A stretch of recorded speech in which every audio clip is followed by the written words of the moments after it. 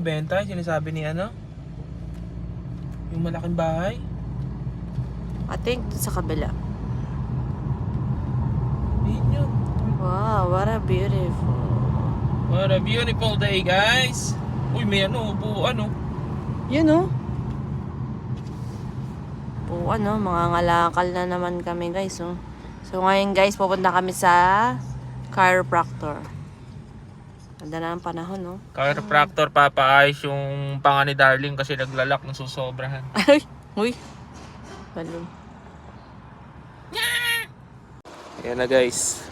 Papaayos na ang panga ni Darling.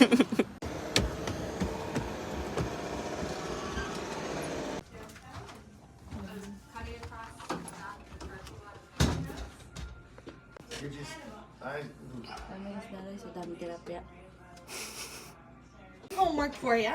So I need everything in this staple package filled out, including this back page. Underneath is consent to treatment. Ayan guys, tinanong yung insurance kasi covered to ng insurance para malibre si Darlene. Pirma bago mapangahan. Guys, tingnan natin kung magkano dito magpa-chiropractic. Natin kung maganda. Para malaman ko din kung maganda siya or hindi para matry ko din. So ayan, si Iha nakalimutan ang MSI number. So kunin natin. Ayan, dali na lang natin. Hindi natin alam kung nasan.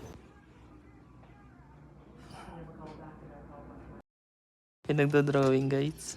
Tingnan nyo guys. Meron dito tanong. Paano mag-drawing? Turo daw guys kung saan masakit. Tinanong ko dito ngayon. Ayun pala guys, kung magkano. 100 new patient. Acupuncture meron din. Direct bill for you. So I just need a signature, print, and date there and there. Visa please. And I just need. So you have insurance. So guys, nagbayad na yung covered ng insurance ng JB. Insurance namin is 80%. So yung treatment is for new patient $100. So may balance pa kami $20. And your height and your weight. So if you want to sit in that chair, kgs. This kgs? Kgs. Looks like you're on a 5'1". 5. Yeah, 5. Good.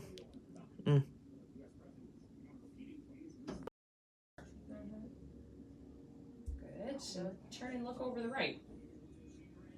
Any worse one way or the other?